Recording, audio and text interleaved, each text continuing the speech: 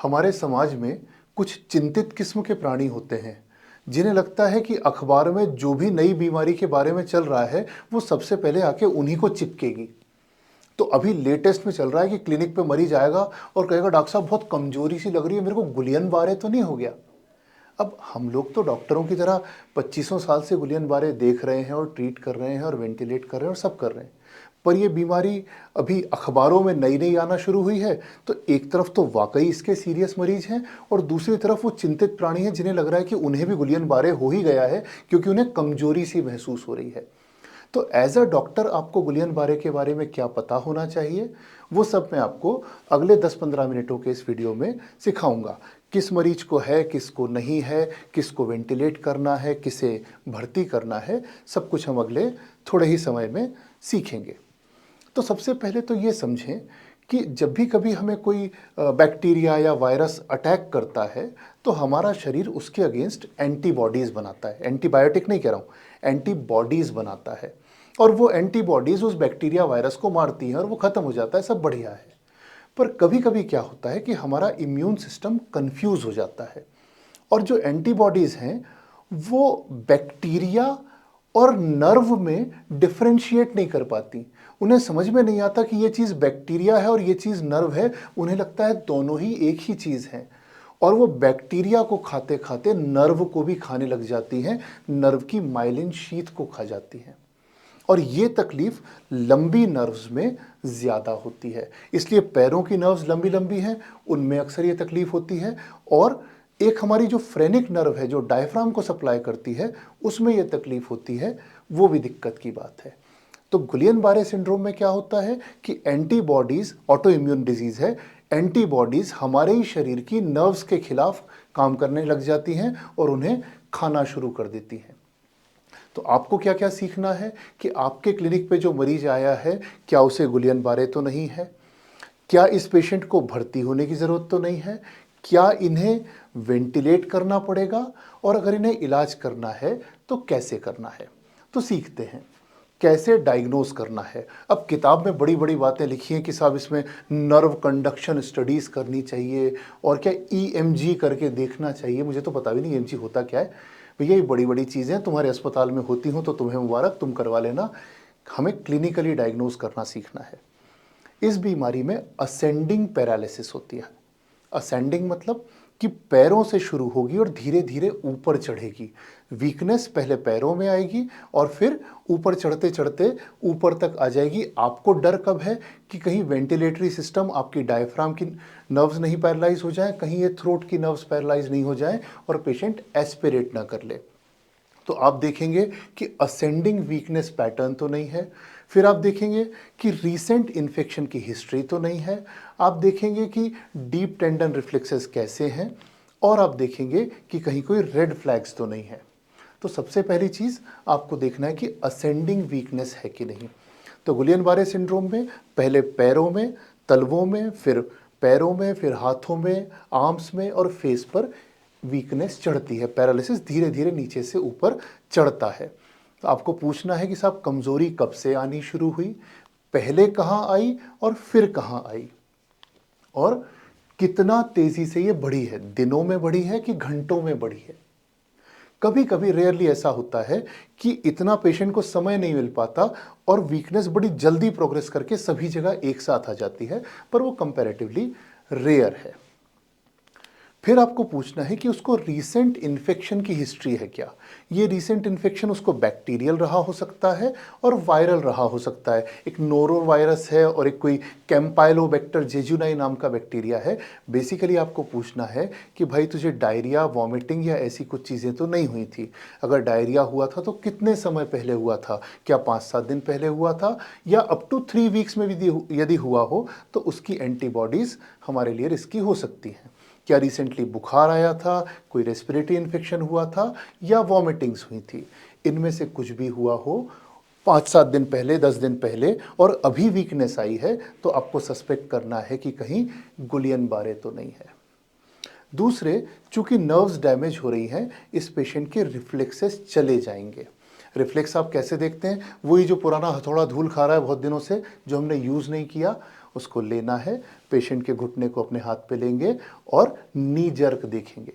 यहाँ तो नी जर्क ठीक आ रहा है, लेकिन अगर ये नी जर्क गायब हो गए हैं या वीक हो गए हैं, देन आपको डरना है कि इसको गुलियन बारे हो सकता है, ए रिफ्लेक्सिया या हाइपो रिफ्लेक्सिया। तो डीप टेंडन में आपको नी रिफ्लेक्स देखना है, आपको देखना है कि अगर वो एब्सेंट है, रिड्यूस्ड है और साथ में वीकनेस है, तो आपको टेंशन पालना है कि गुलियन बारे हो सकता है। हालांकि एक वेरिएशन ऐसा होता है जिसमें कभी कभी नी रिफ्लेक्सेस शुरुआत में नॉर्मल भी होते हैं। फिर आपको देखना है कि फेशियल वीकनेस तो नहीं है। आमतौर पे स्ट्रोक में फेशियल वीकनेस एक साइड की होती है, इसमें दोनों साइड की भी हो सकती है, एक साइड की भी हो सकती है। तो आपको पेशेंट को स्माइल करने को बोलना है और देखना है कि कहीं उसकी स्माइल एसिमेट्रिकल तो नहीं है। फिर आपको उसे बोलना है कि अपनी आंखें कस के बंद करके दिखाओ, उसमें आपको देखना है कि उसकी आंखें ठीक से बंद हो रही कि नहीं। और आपको उसे कहना है कि अपनी आईब्रोज को रेज करके बताओ, अपनी आईब्रोज को ऊंचा करके दिखाओ, उसमें कहीं कोई एसिमेट्री तो नहीं है, कहीं ऐसा तो नहीं कि उसकी आईब्रो ठीक से मूव नहीं कर पा रही हो। यदि फेशियल वीकनेस है, देन यू शुड वरी कि दिस कैन बी गुलियन बारे सिंड्रोम। फिर आपको ब्रीदिंग पैटर्न्स देखने हैं पेशेंट के। ब्रीदिंग पैटर्न में आपको देखना है कि वो ठीक से बात कर पा रहा है कि नहीं। अगर उसकी बोलते में भी सांस फूल रही है, देन यू शुड वरी कि दिस कुड बी गुलियन बारे। यदि उसे ब्रीद करने में एक्सेसरी मसल्स का यूज लग रहा हो, यानी वो अपनी इन मसल्स को करके सांस ले रहा हो, यदि आपको यहाँ पे रिट्रैक्शंस दिख रहे हो उसके सांस लेने में, या पैराडॉक्सिकल मूवमेंट दिख रहे हो एब्डोमेन के सांस लेते समय, देन यू शुड वरी कि this might be Guillain Barre, his chest muscles are getting weaker. और कुछ आप टेस्ट करके देख सकते हैं। आप पेशेंट को बोलें कि एक लंबी सांस खींचो और उसके बाद गिनो, 1 2 3 4 5। तो एक सांस में वो कितना गिन पाता है। यदि वो 15 तक गिन पा रहा है तो ठीक है, यदि 15 तक भी नहीं गिन पा रहा है, देन यू शुड वरी। यदि वो 10 तक भी नहीं गिन पा रहा है, तो प्रोबेबली उसको शायद वेंटिलेटर की जरूरत पड़ेगी। सिमिलरली आप उसको कह सकते हो कि एक सांस में, मतलब आपको बस आ बोलना है, वो कितनी देर तक आ बोल पा रहा है। यदि वो 10-15 सेकंड तक भी आ नहीं बोल पा रहा है, देन यू शुड वरी कि उसकी रेस्पिरेटरी मसल्स वीक हो गई हैं। और आपको उसकी नेक मसल्स टेस्ट करनी है। आपको उसका हेड लिफ्ट करा के देखना है कि वो अपने सर को ज़मीन से कितनी देर उठा के रख सकता है। अगर वो 5 सेकंड भी नहीं रख पा रहा है, then you should worry. What else do you need to see? और आपको देखना है कि यदि पेशेंट को ज़रा सा चलने में, ज़रा सी मेहनत में पसीना पसीना हो रहा है, अगेन ये वीकनेस का साइन है। अगर पेशेंट बिना सपोर्ट के चल नहीं पा रहा है, उसे 2 लोग पकड़ के लेके आ रहे हैं, again it is a sign to worry. और एक चीज़ जिससे आपको डरना है वो है बल्बर साइंस। बल्बर साइंस मतलब वो जो स्वेलोइंग के या स्पीच के साइंस हैं। यानी अगर व्यक्ति पानी पीते समय खांस रहा है, चोक कर रहा है, या पानी पी रहा है और नाक से बाहर आ रहा है, या उसकी आवाज़ चेंज हो गई है, वो मैं की जगह बै बोल पा रहा है क्योंकि उसकी आवाज़ ठीक से नहीं निकल रही, उसकी थ्रोट की मसल्स काम नहीं कर रही हैं, या वो व्यक्ति अपने सिक्रीशंस हैंडल नहीं कर पा रहा है, उसकी लार टपक रही है, वो स्वेलो नहीं कर पा रहा है, देन यू शुड वरी कि दिस कुड बी गुलियन बारे सिंड्रोम। गुलियन बारे सिंड्रोम का ट्रीटमेंट क्या है कि आपके शरीर की एंटीबॉडीज़ पगला गई हैं, उनकी जगह आपको नॉर्मल एंटीबॉडीज़ देनी है जो कंफ्यूज नहीं हो और केवल बैक्टीरिया को मारें। तो आपको ट्रीटमेंट में क्या देना है, या तो प्लाज्मा फेरेसिस किए जाते हैं या IVIG दिया जाता है। IVIG महंगा पड़ता है, अभी जब फैल रहा है तो महाराष्ट्र गवर्नमेंट ने उसको फ्री कर दिए हैं इलाज गवर्नमेंट हॉस्पिटल्स में, पर IVIG करीब करीब शायद 18-20 हज़ार का एक पड़ता है और आपको 4-5 दिनों तक देना पड़ेगा। तो IVIG आपको कब शुरू करना है, यदि आपको डाउट है कि ये प्रोग्रेसिव वीकनेस है, मोबिलिटी अफेक्ट हो रही है, बल्बर सिम्टम्स आ रहे हैं, स्वैलोइंग के सिम्टम्स हैं, स्पीच के सिम्टम्स हैं, रेस्पिरेटरी कॉम्प्रोमाइज़ हो रहा है, या पेशेंट इंडिपेंडेंटली वॉक नहीं कर पा रहा है। कितना दोगे IVIG? 0.4 ग्राम पर kg पर डे किताबी डोज है। आपको जैसे ही डायग्नोसिस शुरू होता है लगाना है, एलर्जिक रिएक्शन के लिए वॉच करना है, और अगर कोई सीवियर रिएक्शन नहीं है तो उसे चलने देना है। क्या देखना है रिएक्शन के लिए? अगर फेस पे बहुत फ्लशिंग हो रही है, हेडेक हो रहा है, बीपी फॉल हो रहा है या बहुत राइज हो रहा है या फीवर विद चिल्स आ रहा है, then you should stop it. Otherwise IVIG इसका ट्रीटमेंट है, आपको एंटीबॉडीज देनी है बाहर से। रेस्पिरेटरी सपोर्ट हर एक को नहीं लगता, कुछ ही पेशेंट्स को लगता है, पर जिन्हें लगता है उनमें क्या क्या करना है?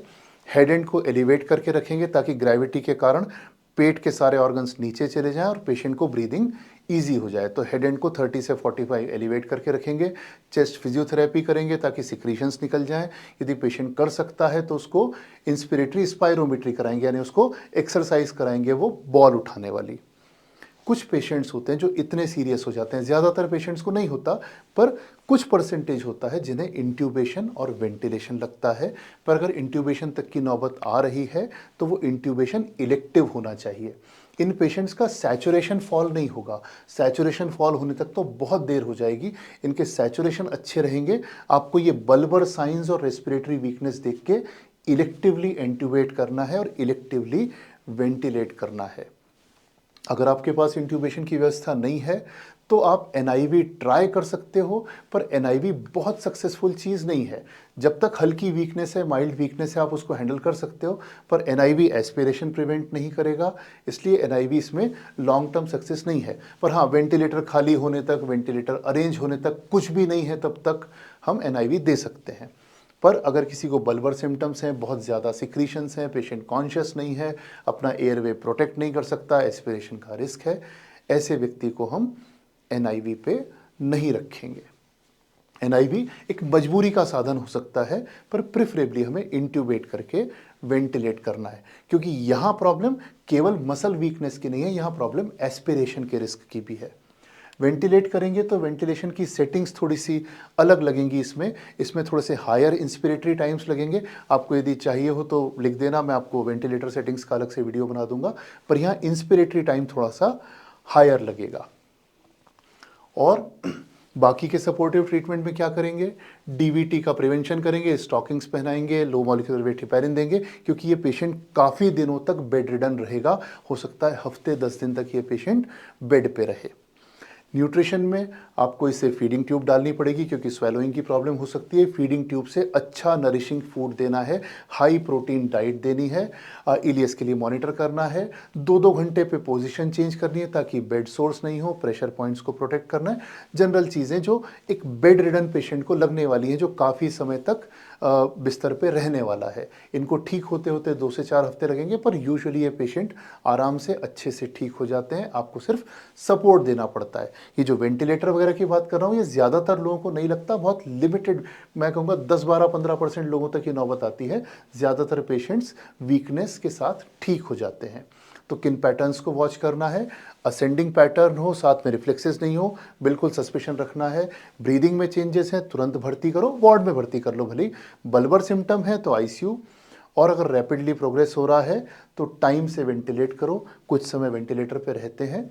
इन्फेक्शन अगर आपने बचा लिया तो ये पेशेंट बिल्कुल ठीक होते हैं। इसमें मोर्टेलिटी बहुत लिमिटेड है, अनलेस अनटिल कि हमारी तरफ से कोई बड़ी गड़बड़ न हो। तो टेक होम पॉइंट्स क्या रहेंगे हमारे? सारे सिम्टम आने का वेट नहीं करना है कि जब तक रेस्पिरेटरी पैरालिसिस नहीं होगा तब तक भर्ती नहीं करूंगा। टाइम से भर्ती करो, टाइम से रिकॉग्नाइज करो, टाइम से IVIG शुरू करो। यदि आपको लग रहा है कि एडमिशन हो सकता है, कर दो एडमिट।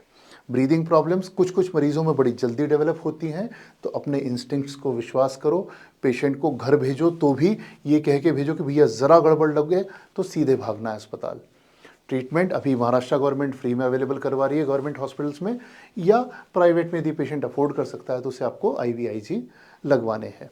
इस बीमारी के बारे में और क्या जानना चाहते हैं या और भी कुछ पढ़ना चाहते हैं तो मुझे नीचे कमेंट बॉक्स में लिख कर बताएं। मैं हूं डॉक्टर सुबोध चतुर्वेदी और ये चैनल है क्लिनिकल गुरुजी।